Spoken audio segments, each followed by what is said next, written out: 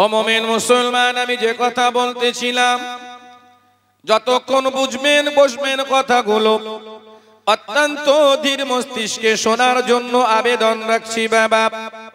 মহান রবের কত বড় দয়া, আমি আপনি ঈমান চাইনি, ঈমানের জন্য কোনো আরজি করিনি। আল্লাহ পাক রব্বুল আলামিন আমাকে আপনাকে বড় দয়া করে ঈমানদারের ঘরে পাঠিয়ে দিয়ে আমাদিগকে ঈমানওয়ালা হিসাবে কবুল করে নিয়েছেন। জোরে বলুন সুবহানাল্লাহ।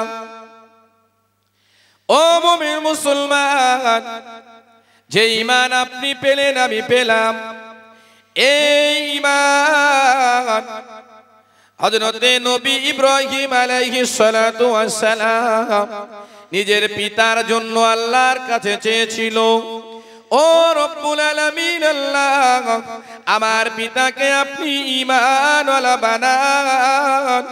আমার আল্লাহ পাক রব্বুল আলামিন নবী ইব্রাহিমের কথা আল্লাহ কবুল করেননি। যে ঈমান মহান রবের কাছে একজন জলিলুল কদর নবী আল্লাহর কাছে চেয়েছে ঈমান নিজের ছেলের জন্য, নিজের পিতার জন্য। ও মুমিন মুসলমান, আমার আল্লাহ নবী ইব্রাহিমের দোয়া কবুল করে নিয়ে নিজের পিতাকে ঈমানদার বানান নাই। অথচ আমি আপনি আমাদের জন্য, ও মুমিন মুসলমান, এরকম কোনো ব্যাপার সামনে আসেনি যে আমাদের ঈমানের দাবির নিয়ে মহান রবের কাছে আমার দাদা দোয়া চেয়েছে, আব্বা দোয়া চেয়েছে। না না, বংশসূত্রে মহান রব আমাদিগকে ঈমানওয়ালা বানিয়েছেন। জোরে বলুন। ও মুমিন মুসলমান, নবীদিগের মধ্যে হযরতে নবী নূহ আলাইহিস সালাতু ওয়াস সালাম নিজের সন্তানের জন্য যে ঈমান আপনি পেলেন, যে ঈমান আপনি পেলেন আমি পেলাম, আমার মা পেল, আমার দাদা পেল, আমার দাদিমা পেল, আমার নানা নানিমা পেল, আমার স্ত্রী ঈমানদার, সন্তান ঈমানদার। এই ঈমানের জন্য নবী হযরতে নূহ আলাইহিস সালাম নিজের সন্তানের জন্য মালিককে বলেছিল, ও রব্বুল আলামিন আল্লাহ, আপনি আমার ছেলেটাকে ঈমানদার বানান। আজকের এই পেলাবনের কারণে আমার ছেলে ডুবে মরে যায়। আল্লাহ পাক রব্বুল আলামিন বলেন, নূহ খবরদার ওই ছেলের জন্য আমার কাছে দোয়া চাইবে না। লাইসা মিন আহলিক, ওই ছেলে যদিও তোমার ঔরাসজাত সন্তান, তথাপিও যেহেতু ওই ছেলে তোমার আদর্শ মানিনি, আমি রব তোমার ছেলেটাকে ঈমানদার হিসাবে গ্রহণ করলাম না। একজন নবী নিজের ছেলের জন্য চেয়েছে, দোয়া চেয়েছে, রব আমার ছেলেকে ঈমানওয়ালা বানান। নবীর দোয়া আমার আল্লাহ নাই। অথচ আপনি কোনোদিন চাই না, চান নাই। আপনার আব্বা কোনোদিন বলেনি, আমার আল্লাহ পাক দয়া করে আমাদিগকে ঈমানওয়ালা বানিয়েছেন। জোরে বলুন সুবহানাল্লাহ। বিস্তারিত বলার অবকাশ পাবো না। ওগো মুমিন মুসলমান, আশ্চর্য হয়ে যাবে যে নবীর উম্মত আমরা, আমার আপনার নবী, আমাদের নবী আখির জামানার পয়গম্বর মুহাম্মদুর রাসূলুল্লাহ। সকলে বলুন সাল্লাল্লাহু আলাইহি ওয়াসাল্লাম। নবী আমার নিজের চাচা আবু তালেবের কাছে একদিন নয়, দুদিন নয়, 1 বৎসর নয়, 2 বৎসর নয়, একাধারে চাচার কাছে 44 বছর লালিত পালিত হয়েছে। চাচা জেলে, ভাইপো জেলে গেছে, চাচা জেলে গেছে। শাবে আবু তালিব নামক গুহাতে আমার নবীকে কুফারেরা 3 বছর বন্দী করে রেখেছিল। ভাইপোর মহাব্বতে চাচা আমার নবীর সঙ্গে জেল খেটেছেন। অথচ ওই নবীর চাচা যখন ইন্তেকালের টাইম হয়ে গেল, ও মুমিন মুসলমান, আমি কথাটা কি জন্য বলতেছি মনে রাখবেন বাবা। চাচার যখন ইন্তেকালের টাইম হয়ে গেল, নূর নবী দো জাহানের বাদশাহ আমার নবীজি চাচা জানের মাথার কাছে চলে এলেন। চাচা জানকে বললেন, ওগো চাচা, সারাটা জীবন আমাকে আপনার জানের থেকে ভালোবাসলেন, আমার দুঃখে আপনি দুঃখী, আমার সুখে আপনি সুখী, আমার দুঃখে আপনি দুঃখী, আমার সুখে আপনি সুখী হতেন। এখন আপনি মনে হয় দুনিয়া ছেড়ে চলে যাবেন। চাচা যান, আমি একবার আপনাকে বলি, আপনি আমার সঙ্গ দিয়েছেন, আমার উপকার করেছেন, কোনোদিন ভুলবো না। তবে চাচা যান, যাওয়ার অন্তিম সময়ে একবার আপনি এ কথাটা বলুন, লা ইলাহা ইল্লাল্লাহু মুহাম্মাদুর রাসূলুল্লাহ। চাচা বলিনি, তাই তো? আপনারা জানেন। অবশেষে নবী আমার অনেক পীড়াপিড়ি করতে লাগলেন, কোন রকমে একবার অন্তত বলুক লা ইলাহা ইল্লাল্লাহ মুহাম্মাদুর রাসূলুল্লাহ, একবার অন্তত বলুক। নবী আমার বারংবার চেষ্টা করে, প্রতিমধ্যে অন্যদের বাধাতে একবার হয়তো সে পড়ার মনস্থ করলেন। আবার যখন অন্যান্য কুফফারের নেতারা চলে এলো, তাদের দিকে তাকিয়ে আবার অস্বীকার করলো। বারবার নবী যখন চাচাকে বারবার বলতেছিলেন, চাচা আপনি একবার অন্তত পক্ষে কলেমাটা পড়ে নিন। আল্লাহ পাক রব্বুল আলামিনের কাছে পীড়াপিড়িটা খুব একটা পছন্দ হয় না। জিবরিল এসে শুনিয়ে দিলেন, ইন্নাকা লা তাহদি মান আহবাবতা ওয়ালাকিন্নাল্লাহা ইয়াহদি মান ইয়াশা। ও নবী, হেদায়াত আপনার দায়িত্বে নয়, হেদায়াত আপনি যাকে খুশি তাকে দিতে পারেন না। মহান রব যাকে হেদায়াত দেবে সে ছাড়া কেউ হেদায়াত পাবে না। ইমানের জন্য চাচাকে যতই বলো, চাচা তোমার কথা ইমান আনবে না। আমি রব আমার পক্ষ থেকে চাচার জন্য ইমানের ফায়সালা নাই। সুতরাং আপনি যতই ইমানের দাবি করেন, আমি আল্লাহ বলে দিলাম তোমার চাচা ইমান আনবে না, বিনা ইমানেই মারা যাবে। হলো তাই। মরার পরে একজন সাহাবী নবীকে বললেন, হুজুর আমি দেখতেছিলাম আপনার চাচা ঠিক মরার একটুখানি আগ পর্যন্ত যেন কি বলছিল। নবী বললেন, আমি শুনিনি। তার মানে ঈমান হয়নি। আচ্ছা, আমার একটা কথা, কে চেয়েছেন বলুন তো ঈমানটা কার জন্য? যিনি গোটা বিশ্বের কোনায় কোনায় আর যার খেদমতের ইসলাম ছড়িয়ে গিয়ে পৃথিবীতে এমন কোন মহাদেশ, এমন কোন দেশ, এমন কোন দ্বীপ রাষ্ট্র, এমন কি যেখান থেকে সূর্য উদয় হয় আর যেখানে সেই নরওয়ের ওপারে সূর্য ডুবে যায়, সেখানে এমন কোন জায়গা নাই যেখানে ইমানের কালমা পড়নেওয়ালা লোক নাই। জোরে বলুন না সুবহানাল্লাহ। অথচ চাচা ইমান আনতে পারল। এর থেকে বোঝা যায় ইমান চাইলে পাওয়া যায় না, রবের দান। জোরে বলুন সুবহানাল্লাহ। এটাই বাস্তব। ও মুমিন মুসলমান ও জনসিহাত, আমরা শোনা মানুষ, বেশি বোঝাতে হবে না, জ্ঞানী মানুষ ইশারায় বুঝে যাবে। তাই আল্লাহ পাক রব্বুল আলামিন কোরআন শরীফের মধ্যে সূরা আল ইমরানের 139 নম্বর আয়াতে বলে, ও দুনিয়ার মানুষ, তোমরা যারা ঈমান এনেছো, আর তোমরা যারা ঈমানের উপরে কিছু আমল করতে পেরেছো, তোমাদের জন্য আমি রব আমার পক্ষ থেকে ফয়সালা হলো, ওয়ালা তাহিনু ওয়ালা তাহজানু ওয়া আনতুমুল আ'লাউনা ইন কুনতুম মুমিনিন। ওগো আল্লাহর বান্দা, এই কথাটা শুনে রাখুন। বর্তমান পরিস্থিতিতে আমরা যেখানে বসবাস করি, আমাদের পার্শ্ববর্তী যে সমস্ত দেশগুলো আছে, আপনি হয়তো মনে করবেন আমরা বড় বিপদে। না না, গোটা পৃথিবীর জমিনে আজ আমাদের কাছ থেকে ইমানদারের বেশভূষায় বাস্তব রয়েছে, কিন্তু ইমানের যে মাত্রা, ইমানের যে দাবি আমাদের থেকে দূরে সরে গিয়েছে বাবা। এজন্যই কালে কালে যুগে যুগে ইমানদারের উপরে মহান রবের পক্ষ থেকে বড় কঠিন পরীক্ষা নেমে আসে।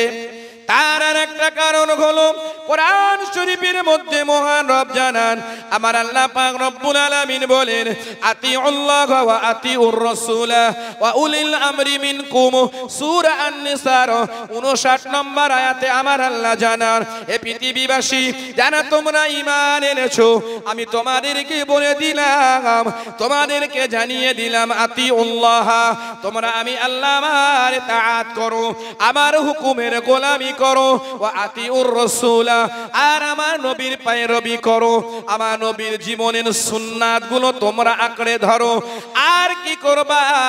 ওয়া উলিল আমরি মিনকুম, আর তোমাদের মধ্যে যে সমস্ত আলেমে দ্বীন আছে, তোমাদের মধ্যে যে সমস্ত উলামায়ে কিরাম আছে, যারা শরীয়তের বিষয়ে আদেশ নিষেধ দেয়, তোমরা তাদেরকে মেনে চলো। এখন আমাদের এই অবস্থা পৃথিবীব্যাপী এক অস্থিরতার পরিবেশে মুসলমান বর্তমান, তাই না বাবা? শুধু আমরা না, পার্শ্ববর্তী যান দেশে চোখ দিয়ে দেখেন, মানে একটু খোঁজ নেন, 96% মুসলমান, শান্তি বিলুপ্ত।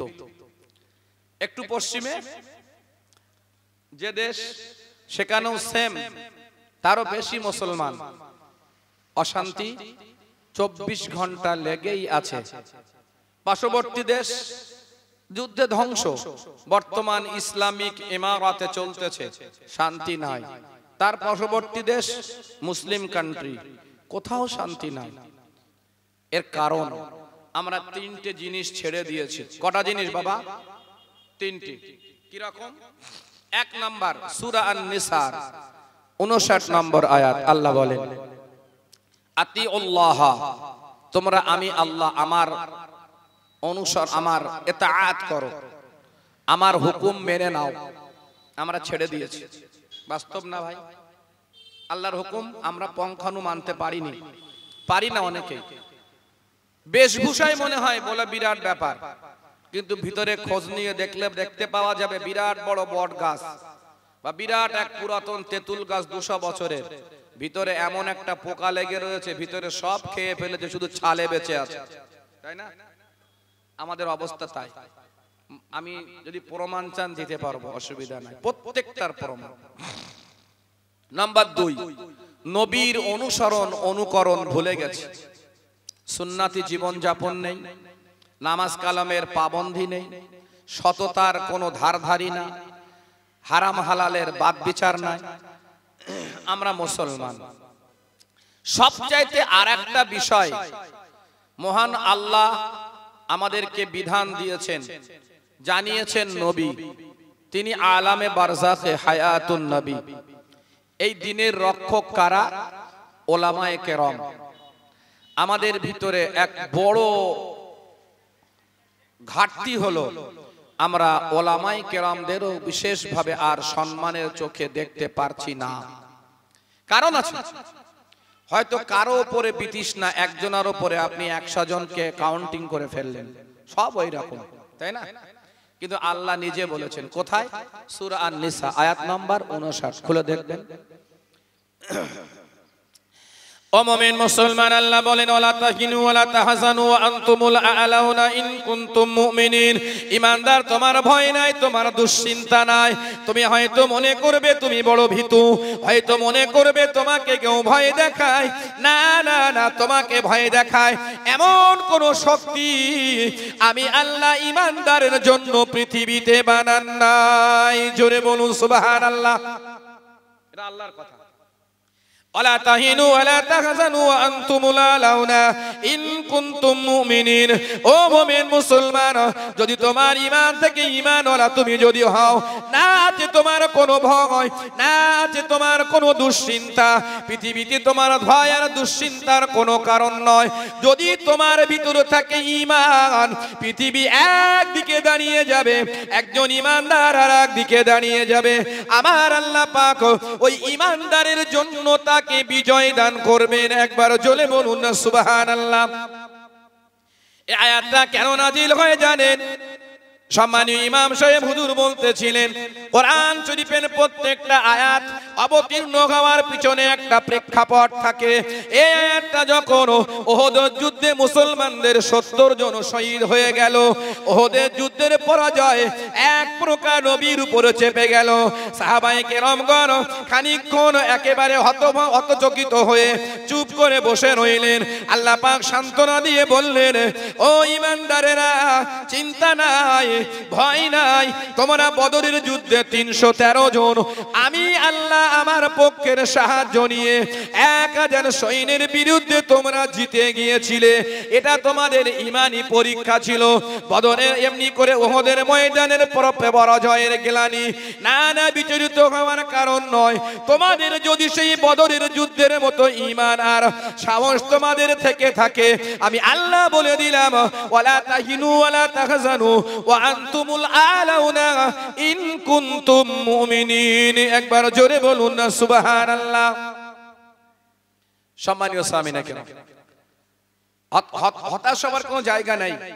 এটা তখন যে কথা, কোরআন যেহেতু আছে সে কথা আজও, সে কথা আজও।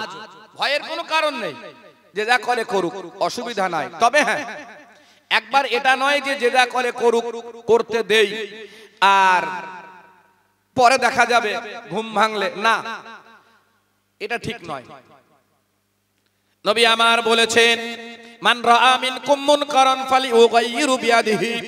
যখন তোমার সামনে কোনো কাজ দেখবা অকর্ম, সে কাজটা হচ্ছে শরীয়ত বিরোধী, ইসলামের উপরে আঘাত হানছে, ইমানের উপরে আঘাত হানবে, ইসলামী ইদারার গুলোর প্রতি আঘাত হানবে, মসজিদের প্রতি আঘাত হানবে, মাদ্রাসার প্রতি আঘাত হানবে। মসজিদ আর মাদ্রাসা যদি দুনিয়া থেকে বিলুপ্ত হয়ে যায়, ইমানদার তুমি ইমানের রসদ কোথায় পাবা? পাওয়া যাবে বাবা? এখন যদি মনে করি না আমার কিছু করার নাই, তাহলে ভুল হবে। এটা আপনার ঈমান আর ইসলামের দায়িত্ব, আপনাকে করতেই হবে। তার একটা কারণ আমি আপনাদেরকে পরে বলে ওয়াজ খতম হবে। সেটা হলো কোরআন শরীফ সূরা আল আনকাবুতের 2 নম্বর আয়াতের ব্যাখ্যায় শেষ হবে। ও মুমিন মুসলমান, আমার আল্লাহ পাক রব্বুল আলামিন আমাদিগকে, আল্লাহ পাক রব্বুল আলামিন আমাদিগকে বড় ভালোবাসেন। এই জন্য ঈমান দিয়েছেন, যে ঈমান নবীরা দাবি করেছিল কিন্তু পায়নি, আমরা দাবি করিনি, পেয়ে গেছি ঈমানদার। এর থেকে বোঝা যায় মহান রব আমাদেরকে বড় ভালোবাসেন। জোরে বলুন।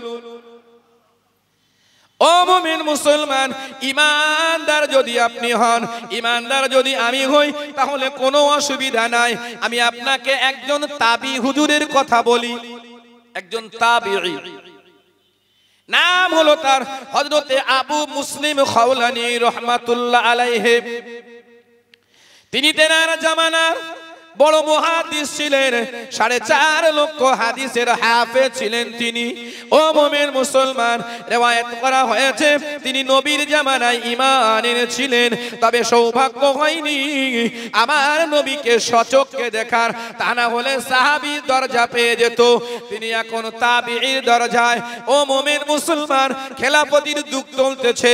হযরতে আবু বকর সিদ্দিক রাদিয়াল্লাহু তাআলা আনহু, আপনাদের ইতিহাস জানা থাকার কথা, নবী আমাদের নবীর ইন্তেকালের পরে যখন হযরতে আবু বকর সিদ্দিক রাদিয়াল্লাহু তাআলা আনহুর শাসনামল, সেই সময় বেশ কয়েকজন নবী, নিজের কয়েকজন মানুষ নিজেদেরকে নবী বলে দাবি করেছিল। জানেন আপনারা? যেমন মুসাইলামা বিন কাযযাব, আসওয়াদ আনাছি, সাজা নামে একজন, বেশ কয়েকজন। নবীর ইন্তেকালের পরে খেলাফতির যুগ, হযরতে আবু বকর সিদ্দিক রাদিয়াল্লাহু তাআলা আনহুর খেলাফতির জামানা।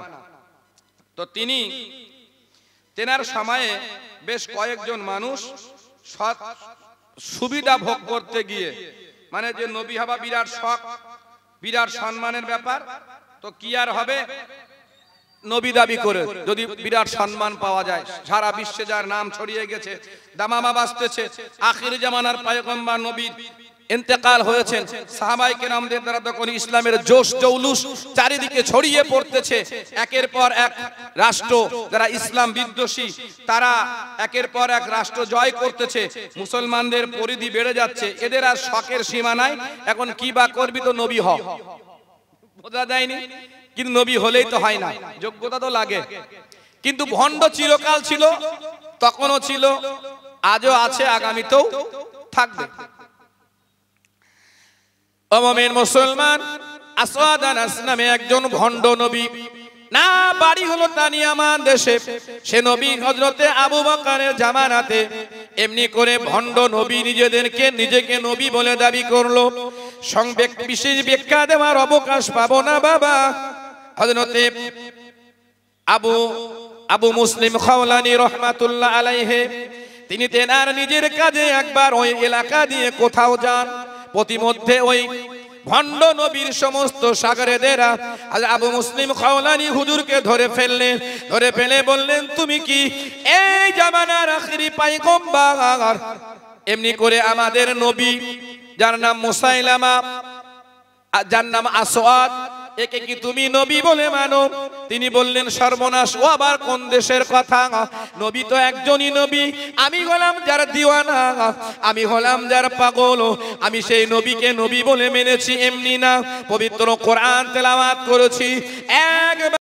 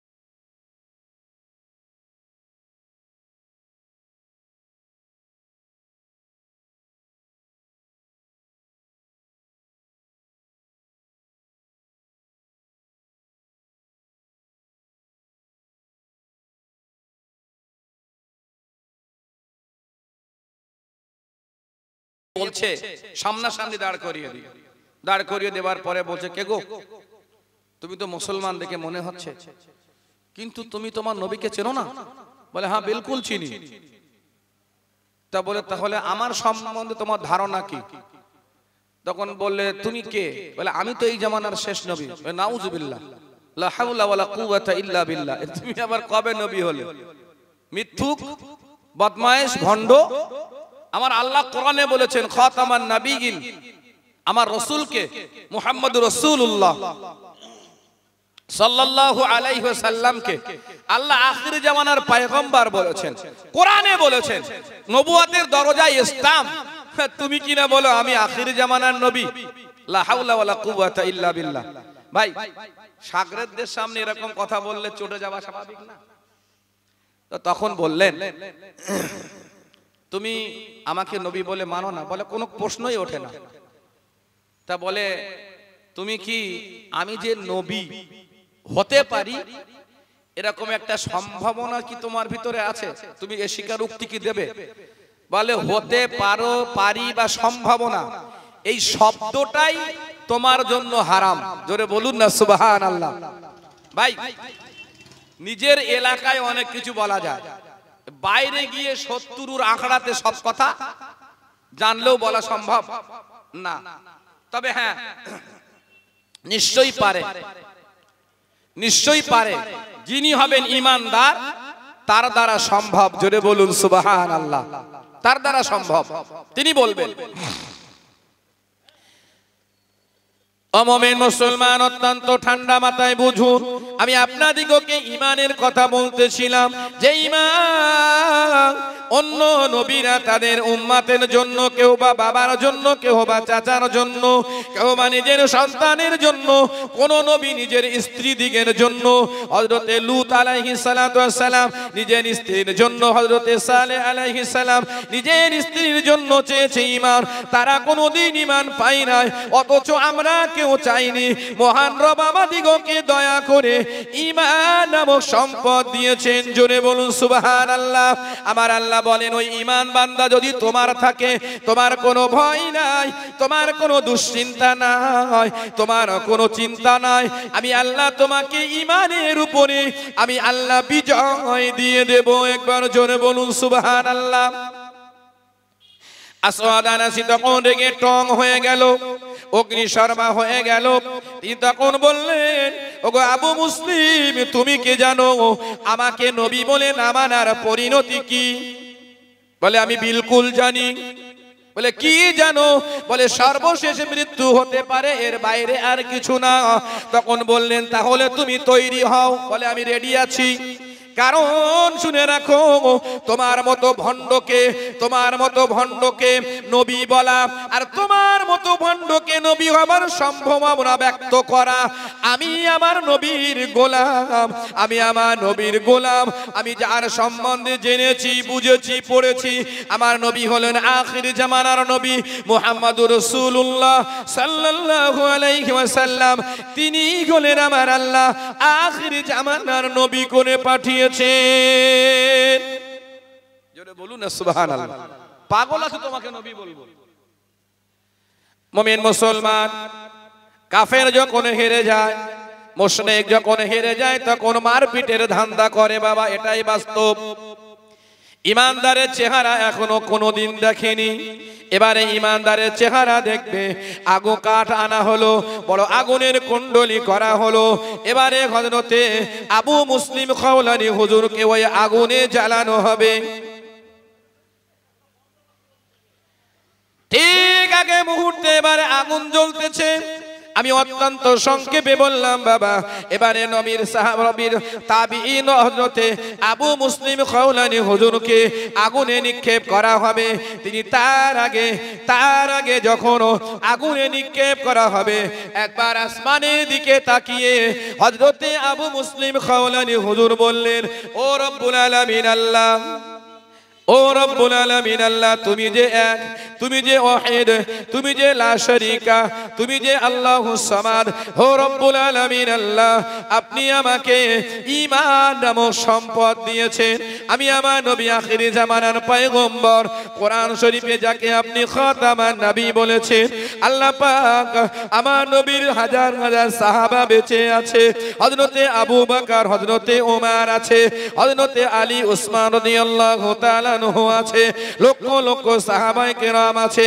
আমি বদরের যুদ্ধের খবর রাখি, আমি তবুকের যুদ্ধের খবর রাখি, আমি এমনি করে আহজাবের যুদ্ধের খবর রাখি। ও রব্বুল আলামিন আল্লাহ, যে নবীকে আপনি সাহায্য করেছেন, রব্বুল আলামিন আল্লাহ, আমি সেই নবীর উপরে ঈমান, তার ইসলাম প্রচারের মাধ্যমে আমি আজ ঈমানের ঈমানদার হয়েছি রব্বুল আলামিন আল্লাহ। তবে একজন নবী, নবী ইব্রাহিম আলাইহিস সালামকে নমরুদ আগুনে দিয়েছিল। আজ এই মিথ্যুক নবী, ভণ্ড নবী আমাকে আগুনের ভিতরে দেবে রব্বুল আলামিন আল্লাহ। সেদিনকে যেভাবে আপনি নবী ইব্রাহিমকে হেফাজত করেছিলেন, আমি হলাম আখির জামানার পয়গম্বরের উম্মত, আমার নাম হযরতে আবু মুসলিম খাওলানি। রব্বুল আলামিন আল্লাহ, আমি এখন এই ভণ্ড নবীর প্রজ্বলিত আগুনের দিকে ধাবিত হচ্ছি। ও রব্বুল আলামিন, আমাকে একটু খেয়াল রাখবেন। জোরে বলুন, জোরে বলুন না সুবহানাল্লাহ। আল্লাহ একটু খেয়াল রাখেন, আমি যাচ্ছি। কারণ ঈমান তো আপনার উপরে, ঈমান তো নবীর উপরে। আখির জমিন নবীর পয়গম্বর, তিনি তো খাতামান নবীনে, ভণ্ড আবার কে? সুতরাং আমি এখন অপারক, কিছু করার নাই। মালিক আমার সাহায্যকারী আপনি। জোরে বলুন না সুবহানাল্লাহ। ভাই, ওই বিপদের মুখে এই কথাটা বলতে পারে কে? ঈমানদার। বুঝছেন না? ঈমানদার। সব চলে যাক, ঈমান যাবে না। বলুন না সুবহানাল্লাহ। সব ধ্বংস হোক, ঈমান ধ্বংস হবে না। সব হারিয়ে যাক, ঈমান হারাবে না। কারণ আমার আপনার জন্য এই জগৎ আসল না। শুনে রাখেন একটা মদ্দা কথা, ইমানদার দুনিয়ায়, ইমানদারের জন্য দুনিয়াটা কোনো মতেই শান্তির না। ইমানদারের আসল ঠিকানা আর আসল শান্তি আল্লাহর জান্নাত। জোরে বলুন সুবহানাল্লাহ। সুতরাং ভাই, বড় কিছু পেতে গেলে পরীক্ষা দিতে হয় কঠিন, তারপরে বড় কিছু পাওয়া যায়, অত সহজে হয় না। ও মুমিন মুসলমান, আবু মুসলিম খাওলানী রাহমাতুল্লাহ আলাইহি কে নিয়ে এবারে আগুনের মধ্যে ফেলে দিল। তার দূর থেকে তামাশা করে, অনেক ঘটনা বাবা, তারা অনেক আনন্দ উল্লাস করে। একজন ঈমানদারকে আগুনে ফেলে বড় উল্লাস করে। ও মুমিন মুসলমান, 1 ঘন্টা 2 ঘন্টা আগুন জ্বললো, তারপরে যখন আগুনটা নিভে গেল, আগুনটা কি নিভিয়ে দেওয়া হলো, পরক্ষণে দেখলেন হযরত আবু মুসলিম খাওলানী রাহমাতুল্লাহ আলাইহি হাসতে হাসতে আগুনের ভিতর থেকে তাসবিহ পড়তে পড়তে বার হচ্ছেন। একবার জোরে বলুন সুবহানাল্লাহ, আরো জোরে বলুন সুবহানাল্লাহ। এই তখন বাদশার মাথায় আর এই ভণ্ড নবীর মাথায় আর কাজ করে না। কি সর্বনাশ, যাকে আগুন দিলাম সে পুড়লো না, এখন ও বাইরে বেরিয়ে যে আমার সম্বন্ধে কি মন্তব্য করে তার ঠিক নেই। তখন বলল, দেখো তুমি এই আগুন কি জ্বলিনি, তুমি পুড়লে না? বলে পুড়েছি কি না পুড়েছি ও কন্টাক্ট মোর রবের সাথে, তুই তো ভণ্ড, তুই কেন তোর দুটা দুনিয়ার আগুন যদি এখন আবু মুসলিম খাওলানীকে লাগাস, আমার পশম তো দূরের কথা, আমার গায়ের একটা উনকি ওঠা কাপড়ও পোড়াতে পারবে না। জোরে বলুন সুবহানাল্লাহ। সম্মানীয় সামিনে কেরাম, ইনি শুধুমাত্র এমনি একজন তাবিঈর কথা বললাম, আর অনেক পরে অনেক অনেক আগে যদি আপনি আসেন আরো মারাত্মক কিছু পাবেন। সম্মানীয় সামিনে হযরত, শুধুমাত্র এগুলো সম্ভব একজন প্রকৃষ্ট ঈমানদারের দ্বারা, অন্যথায় কোনোদিন ঈমান ছাড়া। ঈমানের আসল অর্থ হলো আমি যে বিষয়ে বিশ্বাস করেছি, ঈমান এনেছি, মহান রব আমাকে হেফাজত করতে পারেন, আমাদের হেফাজত করতে পারেন, এই বিশ্বাসের উপরে একেবারে মজবুত থাকার নামই হলো ঈমান। আমাদের তো অনেক ঘাটতি আছে, কি জানি হয় না হবে না, এই ঘাটতির কারণে তো লেগে যাবে। সম্মানীয় সামিনে কেরাম, তাই আমার আল্লাহ বলেন কোনো ভয় নাই, কোনো দুশ্চিন্তা নাই, যদি তোমার ঈমান থাকে তোমাকে হেফাজত করার দায়িত্ব আমি আল্লাহ নিয়ে নিলাম। জোরে বলুন সুবহানাল্লাহ। একবার মুহাব্বতের সঙ্গে দরুদ, আল্লাহুম্মা সাল্লি আলা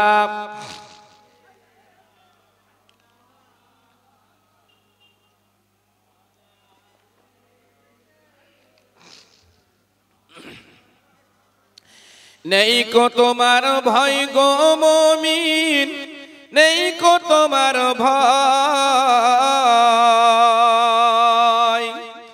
সুন্দর এই পৃথিবীতে নেই কো তোমার ভয়। যদি বলুন না সুবহানাল্লাহ। নেই কো তোমার ভয় গো মুমিন, নেই কো তোমার ভয়, সুন্দর এই পৃথিবীতে নেই কো তোমার ভয়। নেকির কাজে পারো যদি গড়তে তোমার জীবন, সকল কাজে বীরের মতো জয়ী হবে আমরণ। নেকির কাজে পারো যদি গড়তে তোমার জীবন, সকল কাজে বীরের মতো জয়ী হবে আমরণ। পারবে না তো কোনো বাধা, পারবে না তো কোনো বাধা করতে পরাজয়,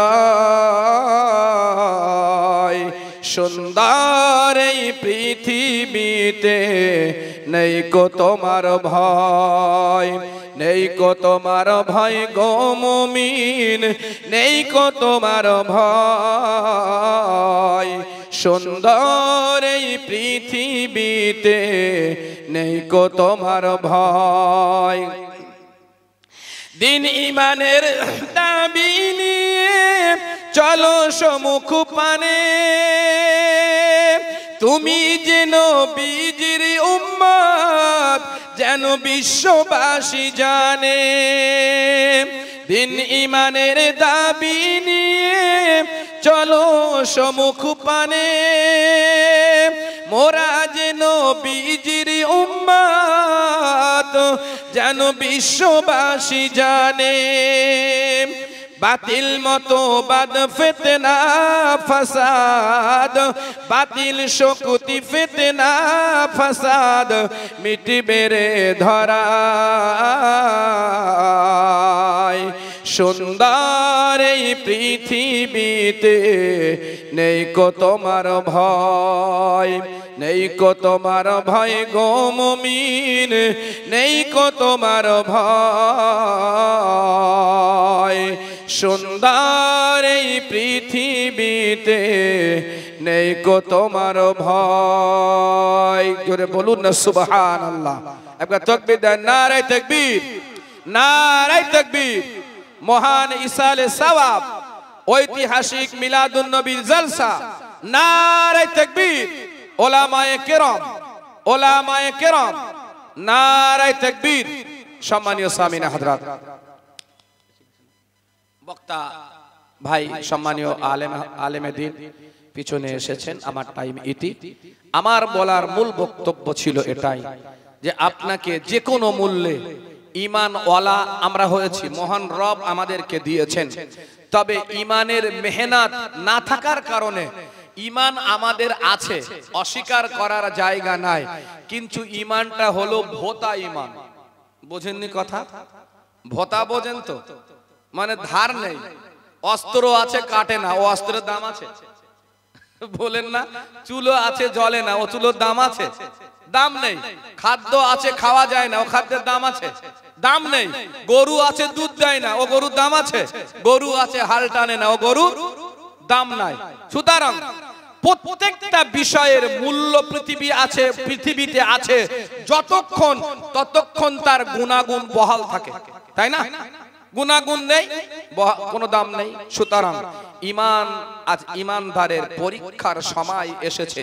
আগামীতেও ছিল, মাঝেও ছিল, আজও আছে, আগামীতেও থাকবে। তাই আল্লাহ পাক রব্বুল আলামিন বলেন কোরআন শরীফে সূরা আল আনকাবুত আয়াত নাম্বার 2 এ আল্লাহ বলেন, হে ঈমানদার, তুমি কি যেই আমার সামনে বলবে আমি ঈমানদার আর আমি আল্লাহ তোমাকে ছেড়ে দেব, ওহুম লা ইফতানুন, আমি তোমাকে কোনো পরীক্ষা করব না, ছেড়ে দেব, এটা হতে পারে না। আমরা যদি কোনো জিনিস ক্রয় করি তার ভালো মন্দ বিচার করে তারপরে নেই, মহান রব আপনাকে ইবাদত আর ঈমানের বিনিময়ে জান্নাত দেবে। আপনার ইবাদত আর ঈমান কতখানি মজবুত এটা কি আল্লাহ দেখবেন না? এই দেখার নামটাই হলো পরীক্ষা। দুনিয়াতেও দিতে হবে, যদি আল্লাহ না চায় তাহলে আখিরাতে খালাত, চাইলে আরো পরীক্ষা আছে। সুতরাং এই স্বল্প সময়টা হলো ঈমানের মেহনত করে আখিরাত সুন্দর করার এক সুবর্ণ সময়। মহান আল্লাহ আমাদিগকে এর ঈমান ইসলামের উপরে দৃঢ়তার সঙ্গে মজবুতির সঙ্গে কবুল করুন।